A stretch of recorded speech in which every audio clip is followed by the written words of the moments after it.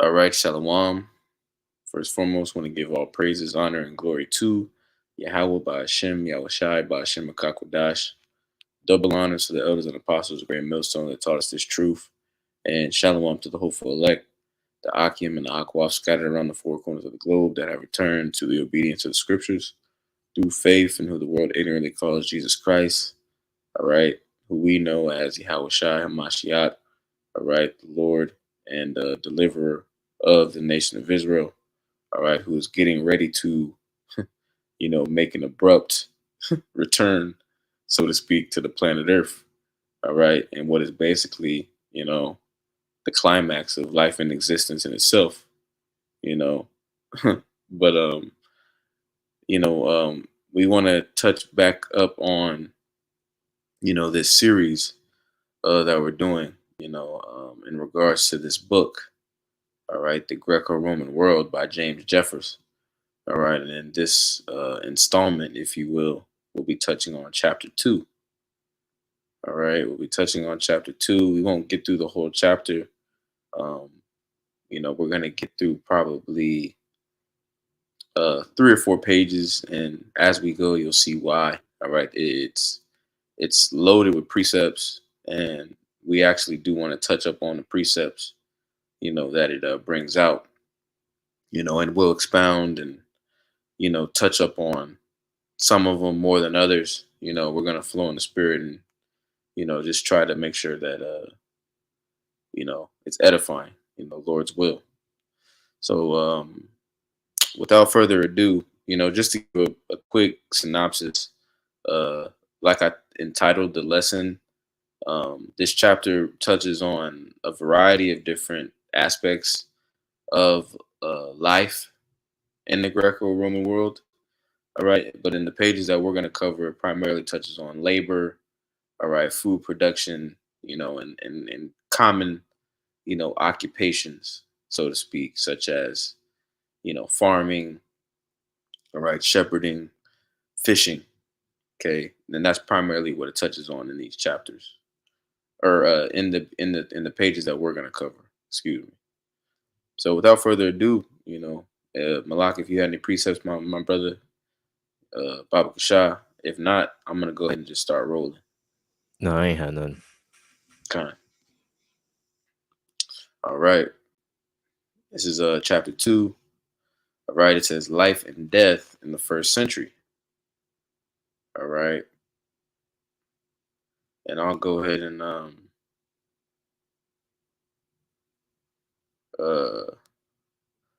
I'll go ahead and just get into it.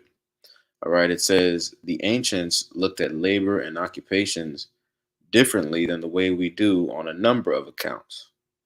For example, they gave the greatest honor to those wealthy persons whose income came from agriculture.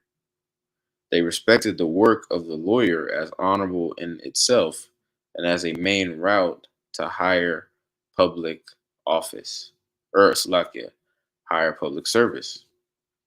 It says some jobs and professions that we esteem, they regarded with contempt. They knew that a lot of money could be made in trade, but the elite believed it was a dirty business. Any job typically done by slave was despised. Professions that were regarded highly, such as doctors, artists, and scientists, were part of the private realm, not qualifying one for service to the state. All right, because doctors and artists often were skilled slaves or former slaves, the upper classes did not esteem their work as much as we do. All right, let's keep going. And it says this particular section is entitled Food Production. All right. It says, in general, and much like the modern world, foodstuffs were produced in the country, and finished goods were manufactured in the city. Perhaps 90% of the empire's workers were engaged in farming and herding. The New Testament, especially the Gospels, depicts this more fully than does most of other literature of the day. And I want to make a quick point, because we actually touched on this in our last live, um, going into how important, the scriptures are, um, in regards to secular history, right? Not only do the history, I mean, not only to the scriptures, all right, touch on, the coming and going of empires and kingdoms, all right, like Daniel, the seventh chapter, for example, all right, but it also gives an in-depth look into the daily, lives uh, of, what was going on, all right, especially the Gospels, right? It's very personal accounts, so when you consider the scriptures, all right, on a macro level, so to speak, which just means big picture, all right, it gives you a very good idea, of history on a big picture level, all right, and then also on a micro level, right, in the small nitty gritty details, of the so-called common man. It gets into that as well, you know, which is why it helps to understand, these particular aspects that we're getting ready to go into. So, a matter of fact, and so I'm not dry talking, as the beloved brother Mike Allah says. I'm gonna get a preset real quick. Could you pull up Isaiah 46, 9 to 10?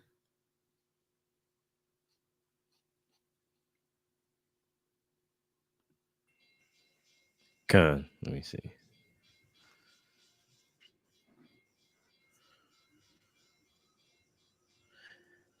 This is Isaiah chapter 46, verse 9. It says, "Remember the former things of old, for I am Yahweh, and there is none else.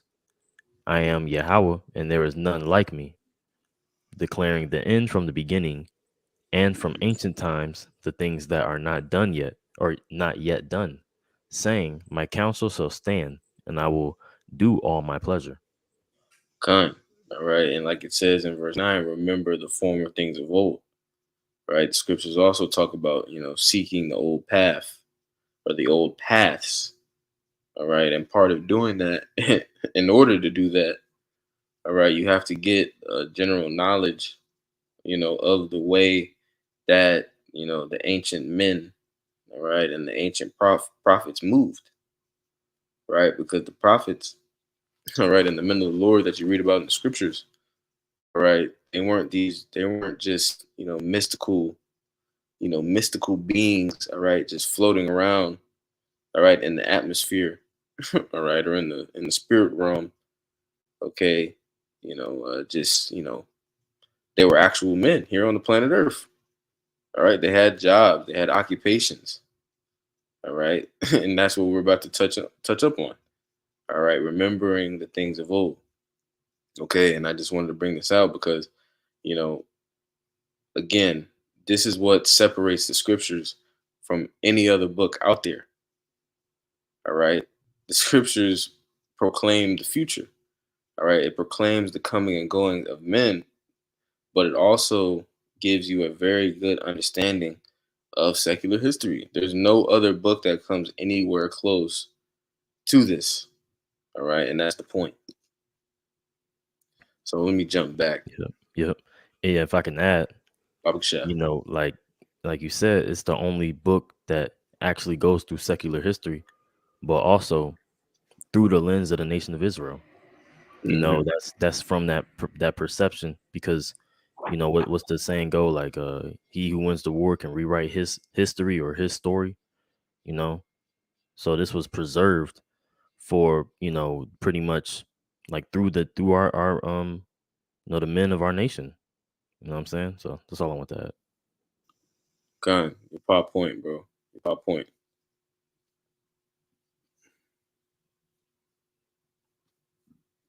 All right. So we're in the second paragraph of this section, food production. All right. It says small private farms were tended by the owning family with perhaps some help from a couple of wage laborers or slaves. These independent farmers generally worked about 100 days a year. Often, a wealthy landowner leased out 5 to 10 acre plots of his land to tenant farmers. All right. And then it quotes Matthew chapter 21, verses 33 through 41. And we'll go ahead and touch on that. We'll go ahead and touch on that.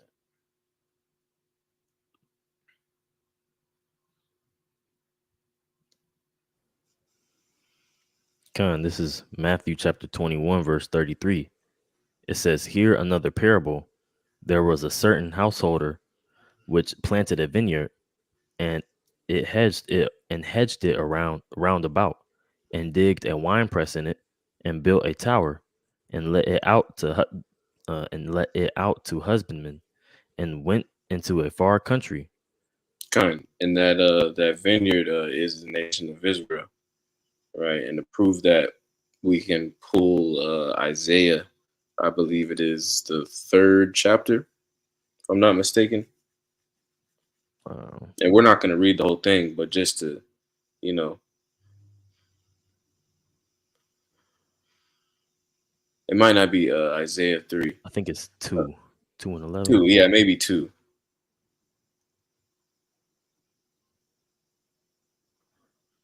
Oh, wait. Salakia. You know the chapter I'm talking about, though. Con, If you type in vineyard, it probably comes up. okay.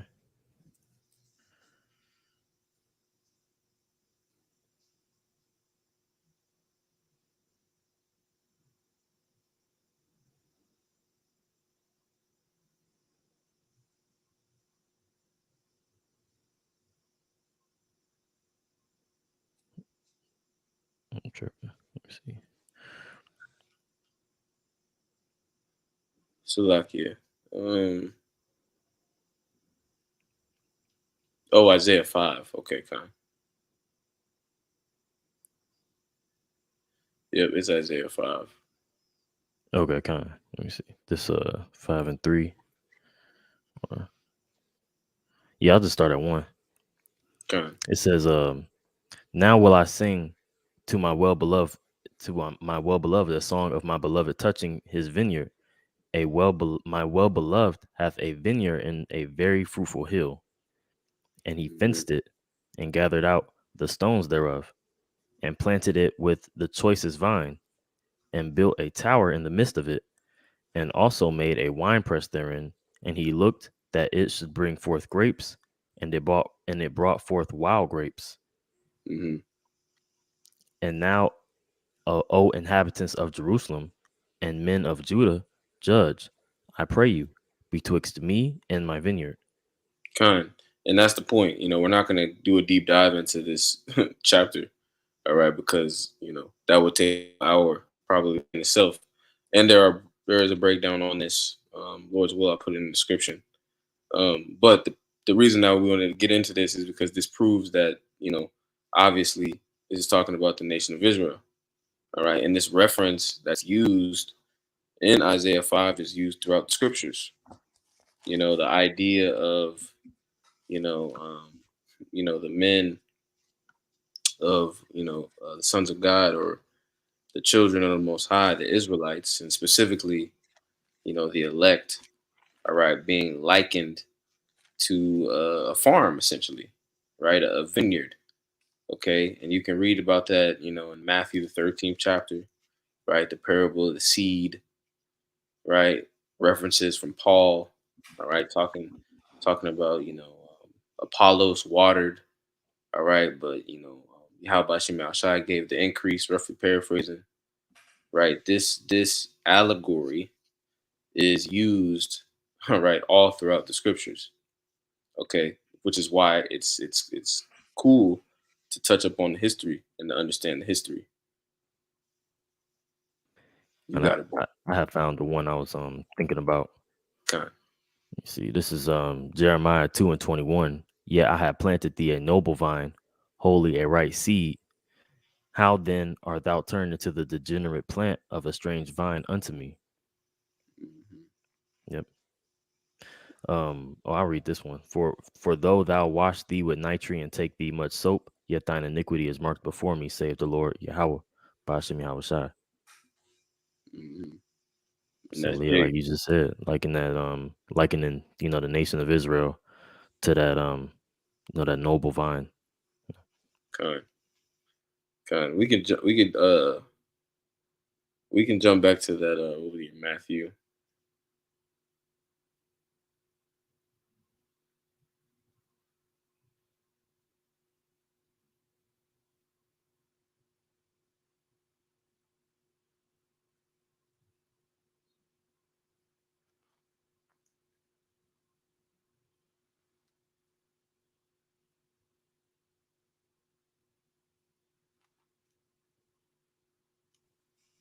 Hey Salakia, what was the Matthew 21? Kind. It was, yeah, Matthew 21 verse 33. All right. This is Matthew 21 and 33. Hear another parable. There is a certain householder which planted a vineyard and hedged it round about, and digged a winepress in it, and built a tower, and let it out to husbandmen, and went into a far country. Hmm. Right, and we broke down how that vineyard is the nation of Israel. All right, and that householder is Yahweh Bashem Yahushai. All right, is the Heavenly Father. You know, because it talks about that. In the book of Matthew as well. All right, the Heavenly Father being the husbandman. All right, or the planter. Right. But you keep reading. You got it. Con. Verse 34. And when the time of the fruit drew near, he sent his servants to the husbandmen, that they might receive the fruits of it. And the husbandman took his servants, and beat one, and killed another, and stoned another. Like, Kind, because mhm, those husbandmen represent, essentially wicked Jake. All right, wicked Jake. All right, the wicked of the scribes and Pharisees, because all the scribes and Pharisees were not wicked, right? But those wicked Jakes, all right, and 2/3 of our people, all right, who have a history, all right, of slaying the prophets, all right, and slaying the men of the Lord. And Baba Gasha, I'm actually curious. Could you click on that word husbandman? let me see.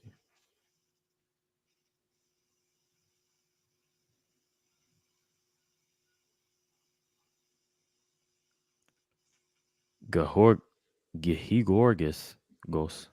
Or It's like maybe it's Georgios or Georgos Gorgos or or Gorgos. Gorgos. Yeah, Hmm. it reminds me of like gorgeous. Hmm. It says a husbandman, a tiller of the soil, a vine dresser. Um, it's pretty much Hmm. It says a used of farmer, a right? vine dresser. Actually, Mm. if you go up just a little bit, Oh, yep. Farmer, land worker. yep, yep. And essentially, that's what you are when you're in a leadership position. All right, you're a worker of the land, right? You're a farmer, all right, or a husbandman, all right, under the ordainment, so to speak, of Yahweh Bashem Yahushai, right? That makes me think also of Adam, right, where it talks Mm-hmm. about in Genesis how the Lord put Adam in Eden, all right, to keep it, right, because a farmer's job not only is it to plant seeds, to oversee the watering, right, and to work the land, but also, all right, the farmer has to protect the crop as well from particular externals like birds, animals, all right, all type of things, you know. But anyways, I'm gonna go ahead and hop back into this book because we're not, like I said, we're not gonna read the whole parables. We're just going to touch up on you know parts of it. Mm-hmm. Okay, kind. Uh, Baba Kasai, if I can make a point too, um, it said, well, I mean, when we just read this, You know, this Matthew. Let me pull it back up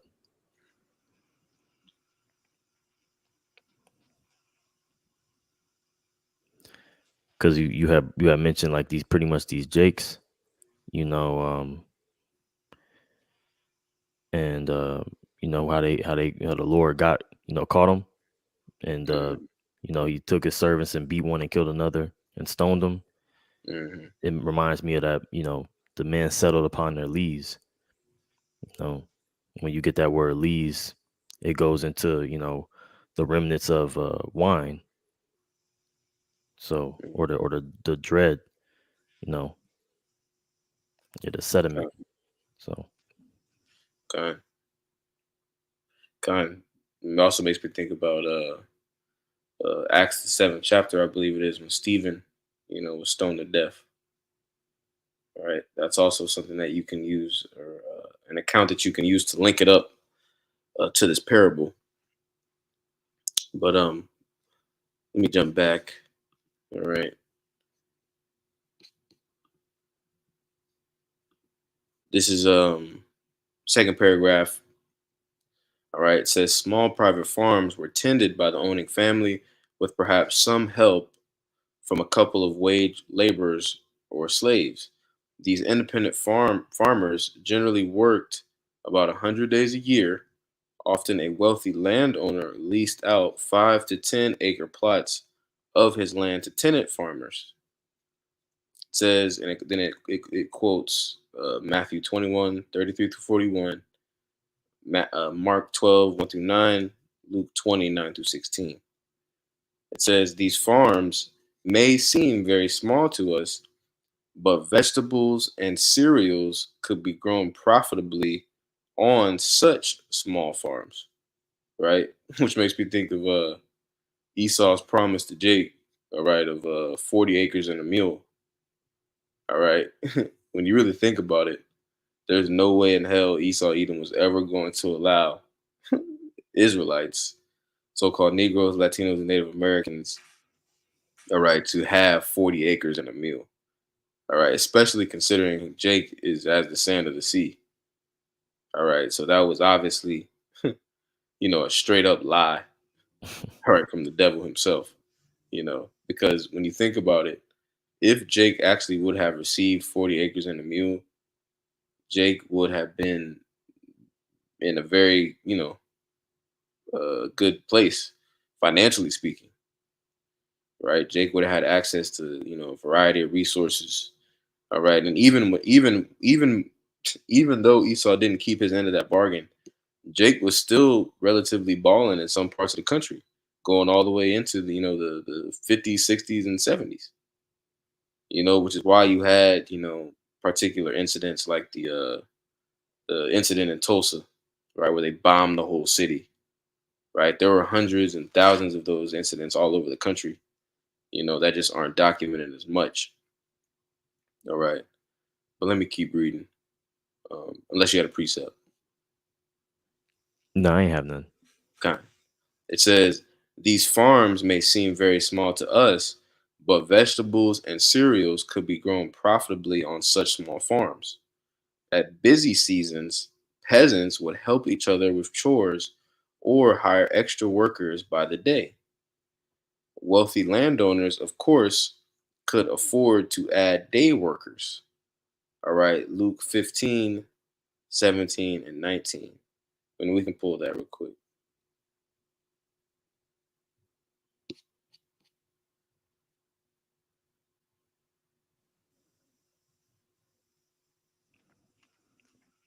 Con, this is Luke 15, chapter 15, verse 17. It says, and when he came to himself, he said, how many hired servants of my father have bread enough and to spare, and I perish with hunger. Mhm. And this is the parable of the prodigal son, I believe. Baba Kishai, could you scroll up and see the title of the Hmm. yep, yep, the prodigal parable of the prodigal son, right? See, and it's crazy because they're quoting so many parables in this chapter, And like I said, if we were to do an in-depth breakdown of all these parables, we would be here for quite some time. All right, but it's helpful to understand, these basic little nuggets of the history, because when you go and read these parables, it brings more clarity. All right, to the parables. All right, and I forget what precept that is. I believe it's in the Apocrypha, where it talks about seeking out the understanding of parables or something along those lines. Um, That's I think that's Sirach 38. Is it Sirach 38 or 39? We Yeah, could it's pull it. We 39. could pull it. Matter of fact, we could pull it. Yeah. You see. The water. This this Sirach 39. It says, "But he that giveth his mind to the law of the Most High and is occupied in the meditation thereof will seek out the wisdom of all the ancient and be occupied in prophecies. He will keep the sayings of renowned men, and where subtle parables are, he will be there also." Right. So where subtle parables are, he will be there also. Right. Now, ultimately, you have to have the spirit working with you, the Rakaku Dash, to really break down these parables. All right. And you have to have the correct teachers. Right. That's really what it takes. You can't, there's no amount of, willpower that you can have that will allow you access to the secrets of Yahweh Shem Shai. All right. This thing is ultimately according to election at the end of the day. All right. But, that's the point. All right. Understanding these parables, because stories and parables are great teaching tools. All right. And they convey, you know, spiritual messages, you know, in a way that can't always be fully explained just if you were to say it explicitly. All right. But we also know, pursuant to Matthew 13, that the Lord also wanted to hide the understanding, all right, from, outsiders. But we could jump back to that Matthew real quick, or not in the Matthew, Luke 15. God, this is Luke 15 and 17. And when he came to himself, he said, "How many hired servants of my father's have bread enough and to spare, and I perish with hunger." Right. And that's the son speaking, the son that was essentially not banished, right, but the son who kind of departed when you read this parable. It's the son speaking. Right. You got it. Verse 18, "I will arise and go to my father, and will say unto him, Father, I have sinned against heaven and before thee. I am no more worthy to be called thy son. Make me as one of thy hired servants." And he Mhm. arose and came to his father. But when he was yet a great way off, his father saw him and had compassion, and ran Right. and fell on his neck. Kind, and that's symbolic of the reconciliation, between Yahweh Bashem Yahweh Shai, all right, and the elect, right, in these times. You know, we are that, uh prodigal son, that this parable is speaking about. All right. But we can jump back. We could jump back. A lot of precepts come to my mind, but we get back into the book because we got some more God. we got to get. Yep, yep. See. All right, you up on. Okay, kind. All right. We'll pick up on uh the bottom of page. Well, y'all can see my screen.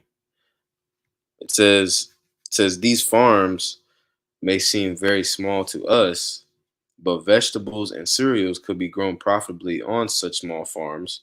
At busy seasons, peasants would help each other with chores or hire extra workers by the day. Wealthy landowners, of course, could afford to add day workers, right? So they would go, to the particular, chief places of concourse, all right, and find, people who are seeking work for that particular day. You see that now with Iscar, right? Anyways, it says such day laborers waited in a public place each morning to be hired and were paid at the end of the day. All right. And then it quotes Matthew 20:1 through 16. It says, James considers it sinful to withhold their wages. All right. And bro, we could pull that Matthew 20 real quick.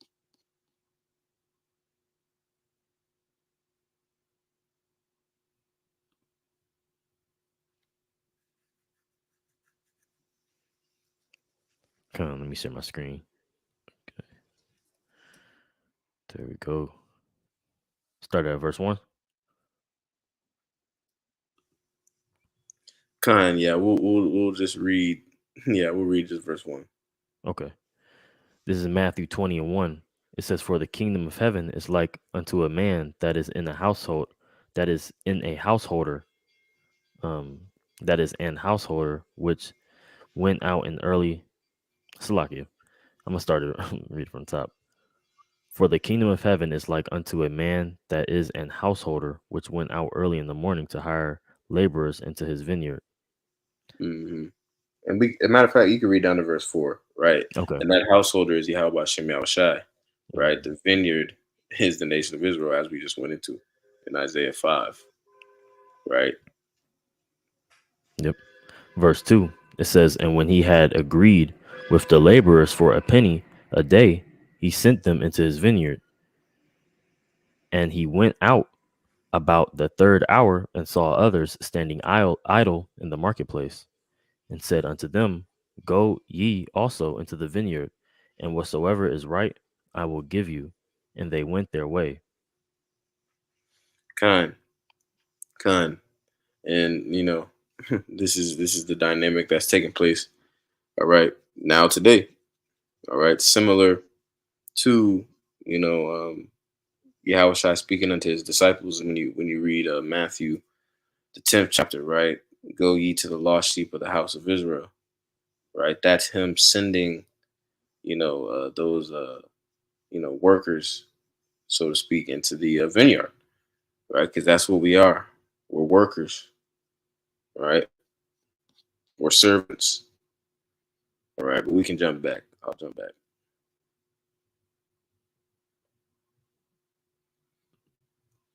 All right. It says, uh, first paragraph of this page says, major landowners, especially in Italy, often farmed their lands with gangs of slaves under the supervision of slave or freed stewards. It says the use of slave gangs may have been more proficient way to cultivate olives and grapes or to tend large flocks of sheep, goats, or pigs. By the time of Yahweh Shai or Jesus, right? But I'm not even gonna say that damn word. By the time of Yahweh Shai, this approach had become much more common among Roman aristocrats than was the practice of leasing land to tenants, right? And an aristocrat is basically going into the upper class, um, the patricians, so to speak, of the Romans, right? Because when you go into the Roman Empire, they were really big on land ownership. They were really big on land ownership, and that's what it's talking about right here, right? It says, I'll read that sentence again. It says, by the time of Yahweh Shai, this approach had become much more common among Roman aristocrats than was the practice of leasing land to tenants. This was because slaves could not be drafted into the army and thus lost to farming. So it was a way. That's funny. It was essentially a money move. All right, it was more profitable for them to just hire gangs of slaves. All right, and make particular deals and contracts to keep people slaves than it was to actually lease people land, because If you lease land to a tenant, they could potentially be drafted. All right, and then you're in a unprofitable situation, right? Versus just finding a gang of slaves, right, and having them work, and then letting them go. All right, but during that period of time where they're working, they couldn't be drafted. So it's basic, cost benefit analysis, so to speak. All right, it says in addition, slaves could be worked twice as many days as tenant farmers normally worked. Once the slaves finished the work in one field, they were simply rotated to another crop in another place. It says farmers with small holdings typically brought their own surplus to market.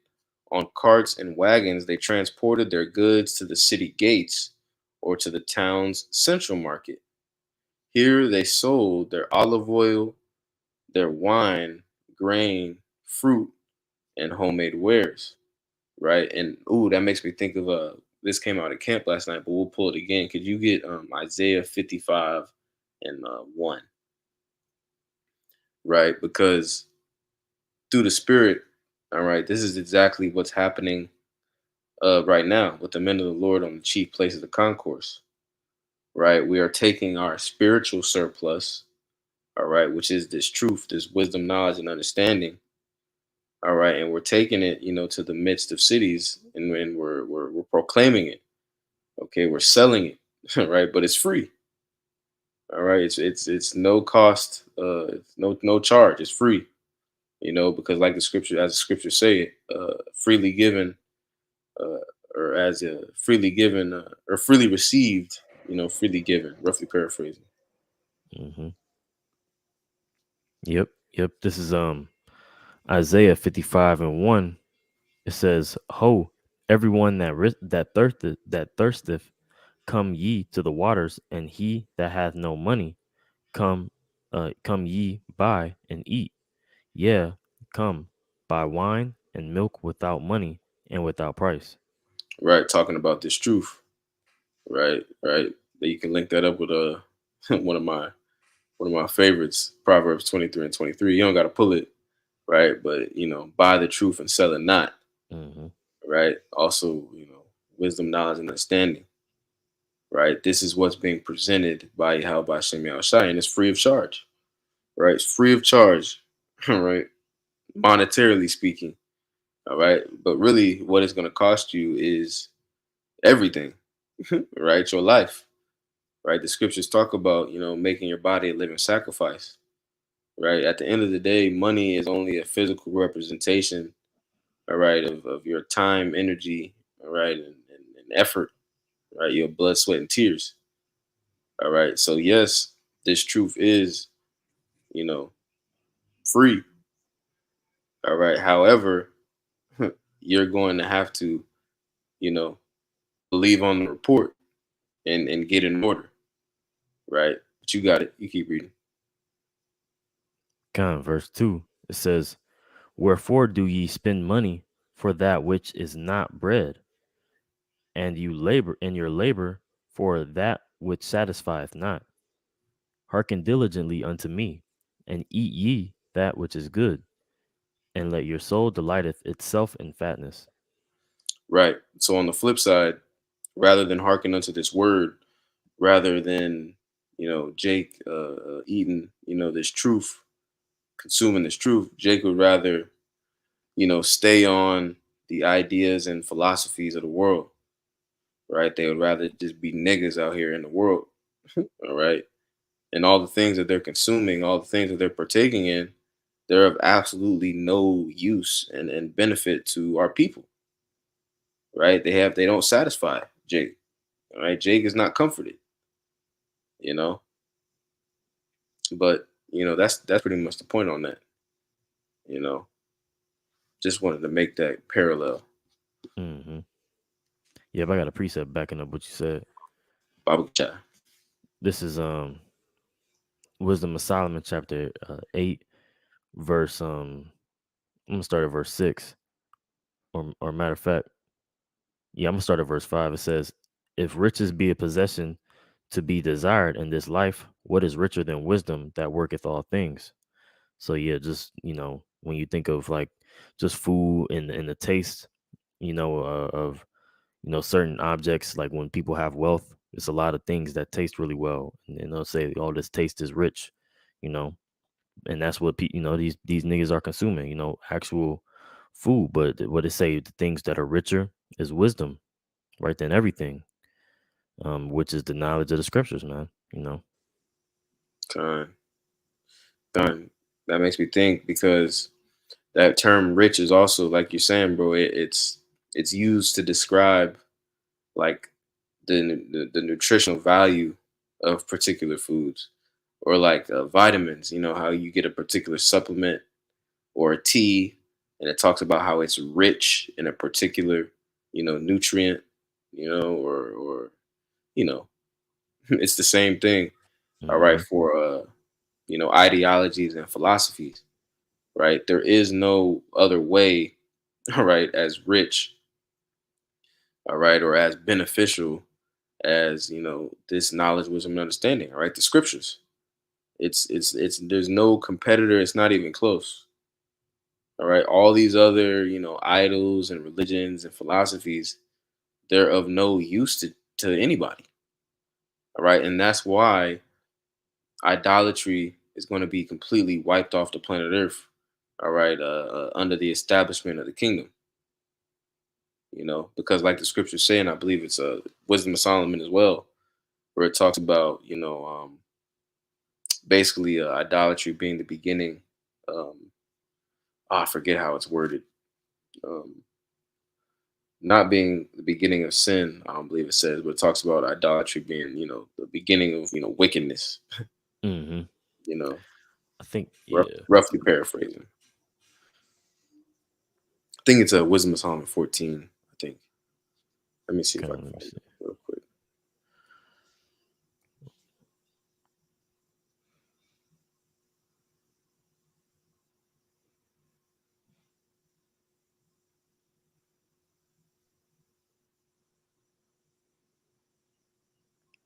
Oh, yep. Wisdom of Solomon 14 and 12. For the devising of idols was the beginning of spiritual fornication, and the invention of them, the corruption of life. Mm, that's it. That's it. Idolatry. The worshiping of the creation over the creator, the worshiping of man and woman and beast and all these different things. They've only led to the destruction and the corruption of life itself. Right, and how can we prove that? Right, look at America, look at the state of the world right now.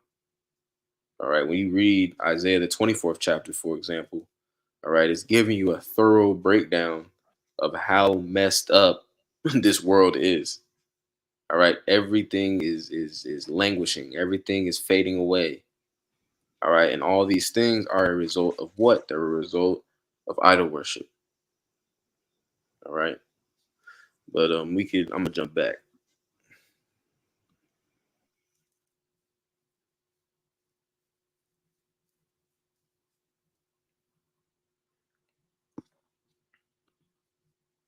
All right, at the top of the screen it says farmers with small holdings typically brought their own surplus to market. On carts and wagons, they transported their goods to the city gates or to the town's central market. Here, they sold their olive oil, wine, grain, fruit, and homemade wares. Right, and it's spiritual. How when you read the scriptures, the truth is like, or the truth is likened to the oil. Right, scriptures talk about the unction from the Holy One. Right, when you go into that word unction, it goes into to be smeared with oil. Right, also wine. Right, we just read that in Isaiah 55. Fruit.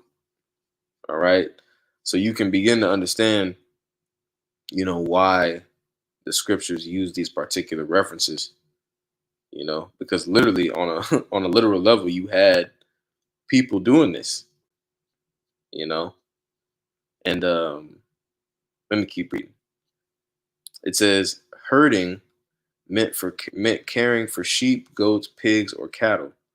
Sometimes the owners cared for their own livestock, and sometimes they entrusted this work to their sons, slaves, or hired hands. It was the custom, and then it quotes John, the 10th chapter, 12 through 13. We don't got to pull it. I'm going to keep reading, even though that chapter is fire. That chapter is fire. But let me keep reading. It says, it was the custom in Palestine for shepherds to lead their flocks, but elsewhere it was more common to drive the flocks from behind. Shepherds protected the flock from predatory animals and thieves. At night, they led the sheep to a place of shelter and protection, such as a field or natural enclosure, where they counted them to see that none had strayed. All right, now let's dig into that a little bit. Let me read that Mhm. again. Yep. It says shepherds protected the flock from predatory animals and thieves. At night, they led the sheep to a place of shelter and protection, such as a field or natural enclosure, where they counted them to see that none had strayed. Right? And it quotes Luke 15, 3 through 7. Now, Baba Kashah, you can hold that Luke 15, 3 through 7. All right, but that makes me think of a lot of precepts, right? Because that's very spiritual, considering that, night, right? When you read about night or darkness, right? We're really in that nighttime. We're really in that night season, all right now, and with Jacob's trouble approaching, all right, which is documented in the scriptures as the worst time in human history. All right, that is that night. That is that dark period of time, right? Scriptures also talk about the day of the Lord, being darkness and not light, you know. But with this nighttime approaching, all right, we have been offered a place of refuge, right? That spiritual ark, so to speak, right? And that makes me think of another precept. Um, Let me see if I can find it real quick. I'm just gonna read it.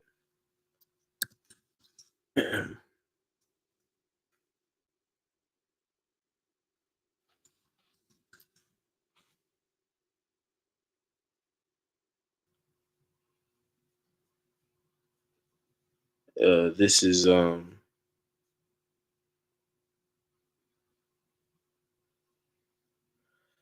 Salakia. This is ooh man.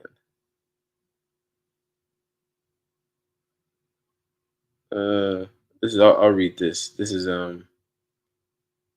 Isaiah 25 and 4. And I'll start at verse 3.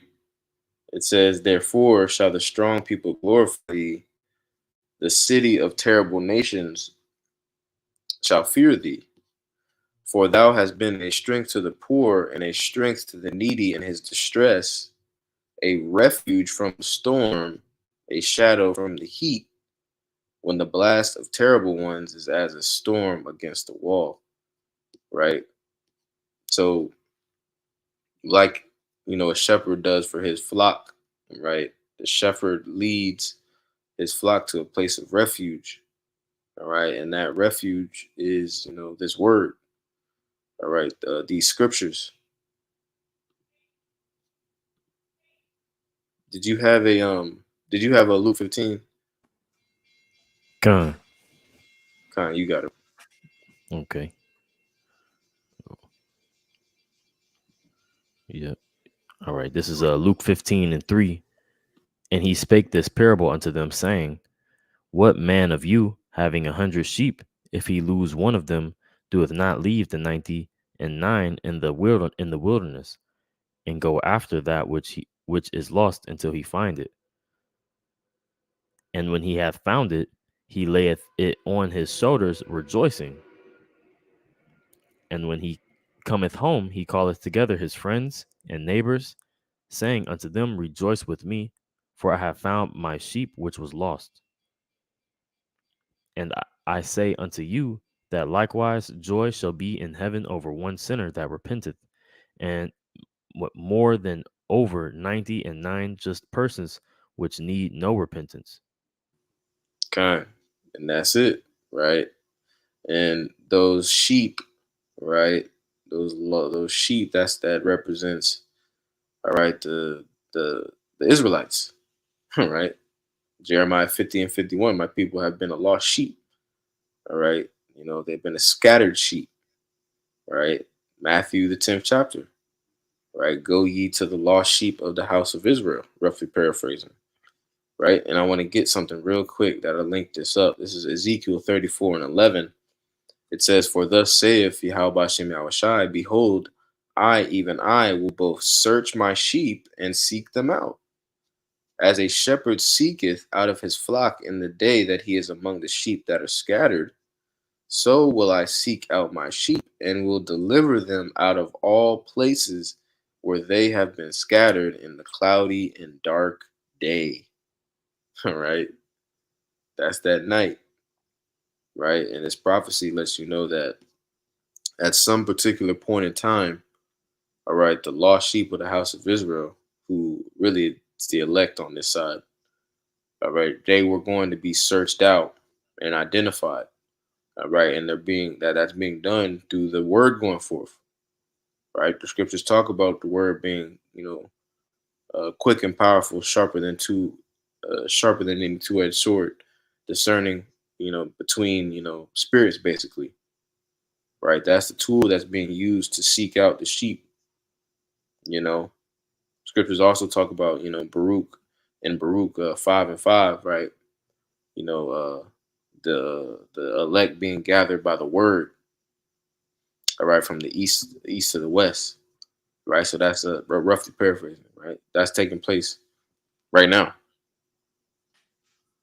Yep, yep. If I could get something for you real quick, Oh, you got it, bro.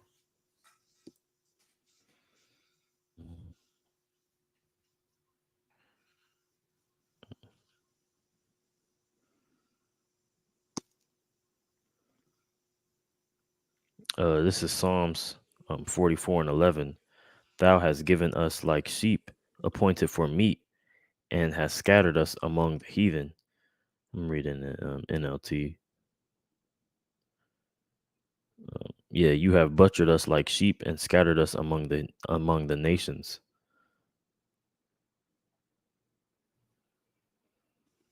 Yep. So pretty much, that's just proving that the Lord, He likens us as the sheep. He did scatter us, but it's also in the scriptures. That's what Esau has done to Judah, man, the head tribe. Right, we're supposed to be the top tribe, and they've pretty much broken us. I'm talking speaking of specifically the so-called black man. You know, and starting with Yahweh Shai, right, and that's why we pretty much been scattered. You know, the smite the shepherd and the sheep will scatter. You know, as the scriptures say. So and then that trickles down all the way to us now. In this captivity, like speaking of the crack epidemic and certain things as such. You know, but yeah, that's pretty much the point. This whole chapter goes into that concept, but um I'm gonna just read, verse 22 in the last verse. It says, "Yeah, for thy sake we are killed all the day long. We are counted as sheep for the slaughter." Verse 20, I'm gonna jump to verse 24. "Wherefore hidest thou thy face and forgettest our affliction and our oppression? For our soul is bowed down to the dust, our belly cleaveth unto the earth. Arise for our help and redeem us for thy mercy's sake." So yeah, and that's the point where we're at now. We're crying out for help, and the Lord is speaking, through his men. So the gathering is coming back, to the Lord, man. They're hearing that voice, that pleasant sound, you know. Con, con, bro.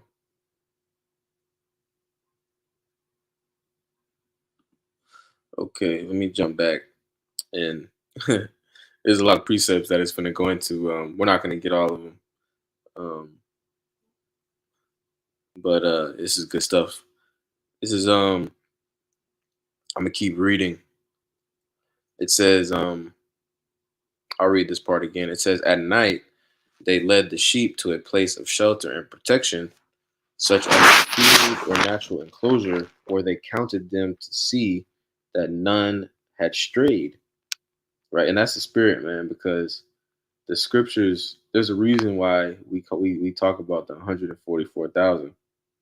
Right, there's a reason why we do that, because through the spirit, you literally that's what shepherds literally did. Right, the shepherds, they had quotas to meet.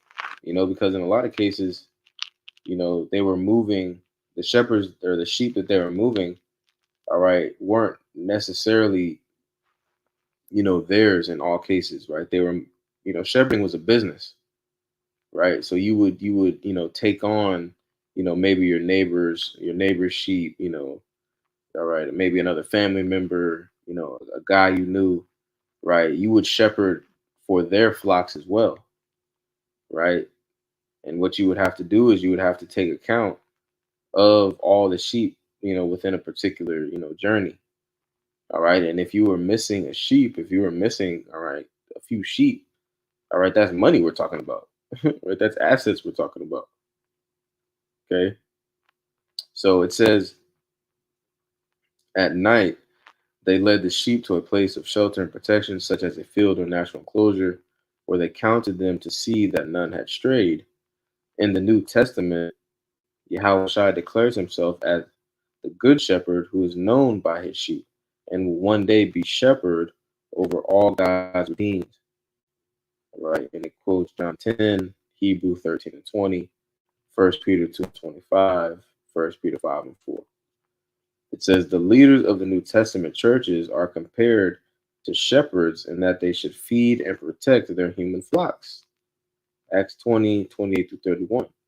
It says the same commission is repeated by Peter, 1 Peter 5, 1 through 4, who suggests that elders are under shepherds of Yahweh Shai HaMashiach as the chief shepherd. This metaphor is used in the tradition of the Old Testament, right?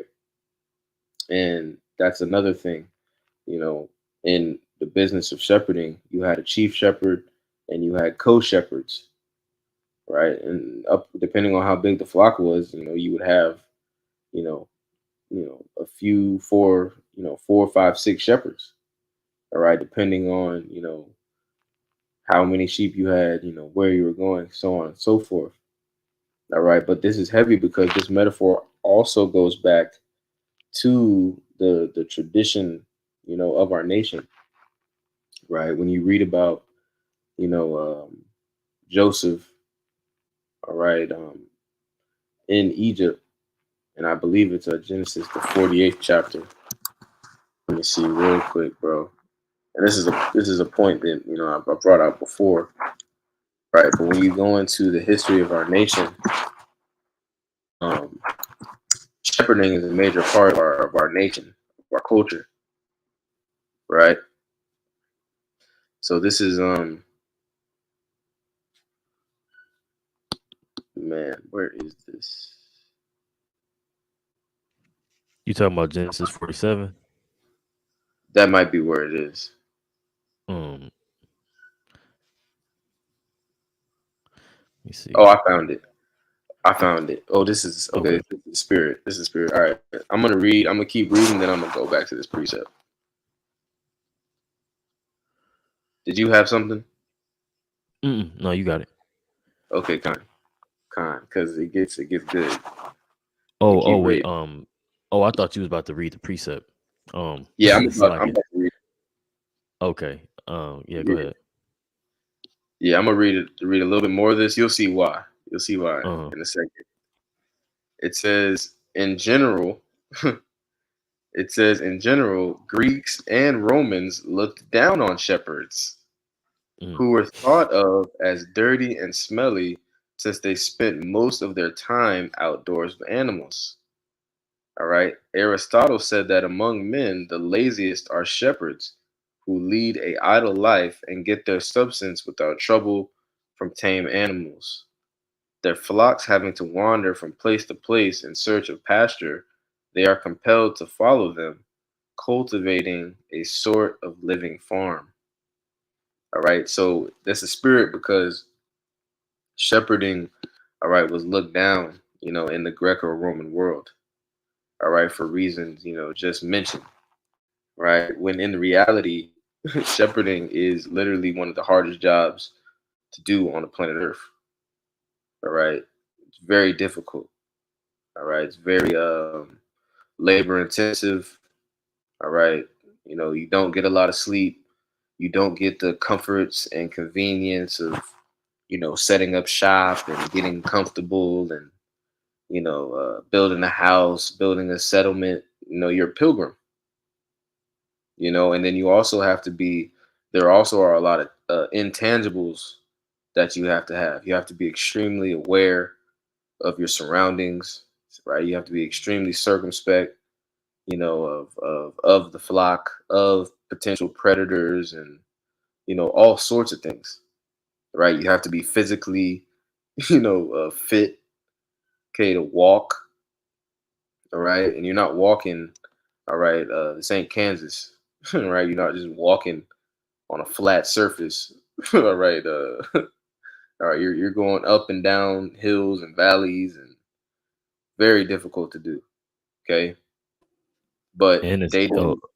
oh You got it. sorry. You got it. I You was got just it. gonna add, and it's all season. You know, every season, Yep. rain, snow, sleet. It's one of the jobs you got to work every day. It's not like mowing the lawn. If it rain, you take the day off. Hell no. You know, Good. Good. Now let me get this real quick because it's the spirit that even now in America, the revived Roman Empire. All right, the true shepherds of the nation, which are really the apostles and elders on down. All right, they are still despised to this day.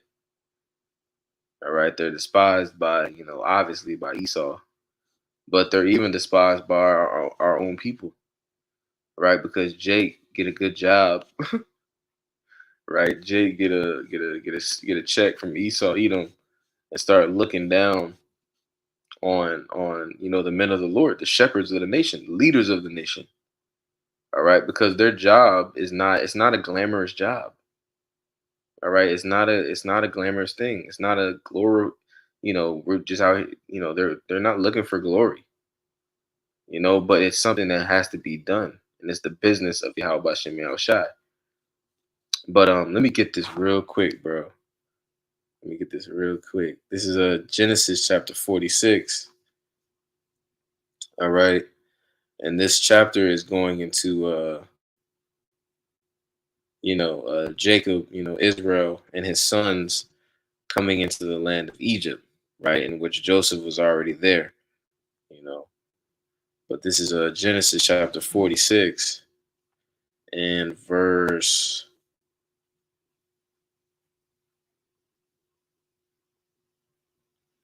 and Salakia, verse.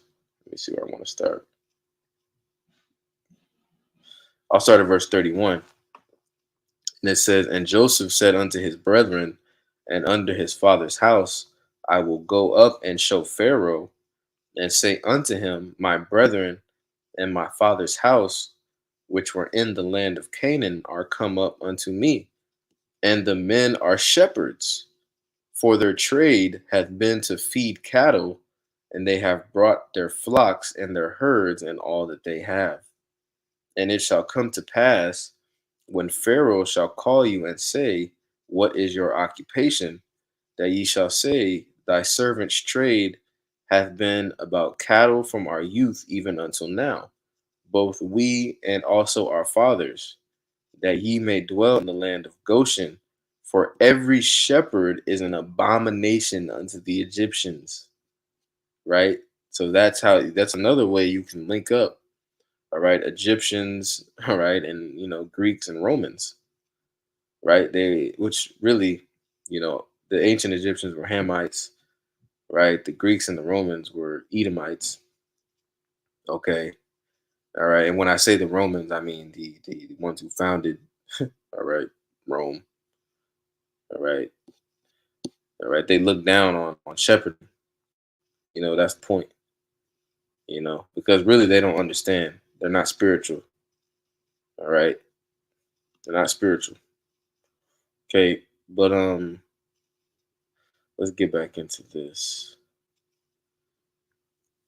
It says many Romans believed. You can see my screen still. Come on, I gotta pull it up. Okay, kind. It says many Romans believed that shepherds practice highway robbery as well. The metaphor of Yahushua Hamashiach as the Good Shepherd, one of the central metaphors of Christianity, would have made no sense to them apart from an understanding of Old Testament images of the Most High and King David as loving, responsible shepherds. It would have seemed to Romans to confirm the disreputable nature of Christianity, what the Roman writer Centenius calls a novel and mischievous superstition. All right. And there's only a little bit more. All right. It says the commercial fishing industry in Palestine used cast nets and drag nets. The cast net or circular throwing net was about 15 feet in diameter, made of fine mesh and weighted with lead and sinkers. It was used in shallow waters. The dragnet was a large net used with two boats. Once they came to the fishing area, the net was loaded into one boat and half into the other. The boats then separated, letting out the net as they went. As they both sailed toward the shore, they pulled in the net on both sides and eventually dragged the net and its contents to the shore. Right, and then it quotes Matthew 13, 47 and 48, which I believe is the parable of the net. Right, it says at times they just dragged the fish into the boats. Luke 5 and 6 through 9. All right, which is where Peter and James and John, I believe it was, were called. It says Peter protested Yahushua's instructions to fish at night, Luke 5 and 5, probably because he knew the fish at that time would be in deep water and his cast net would be useless. All right, fishermen had to keep their nets mended. They also had to salt down and sell their fish. It says an independent fisherman could make a living, but the initial cost and maintenance of the nets, boats, and other equipment was high. It says the gospels imply that the fishermen on the Sea of Galilee, like Simon and the sons of Zebedee, formed small cooperatives that also hired additional help. Some scholars believe that the Zebedee family, the family of the Apostle James and John, who are able to employ hired servants, had a concession for selling fish in Jerusalem, right, which is like a stand, right, or a booth. They had a particular allotment, within, the markets in Jerusalem. It says this could explain how the high priest knew the unnamed apostle with Peter if he was in fact John, as many believe. All right. So that's pretty much all, I wanted to touch on tonight. All right. There's a lot of precepts in there, a lot of good stuff. You know, um, if you didn't have anything to close, bro, that's pretty much all I wanted to touch on tonight. Kind no, that's pretty much it. Hey, a pie lesson. Kind call hello and how about Shimei Shai. Hey, call on me. How about me? I was shy. So with that, I pray this was edifying. Shalom to Joachim and Yaquaf watching. Shalom. Shalom.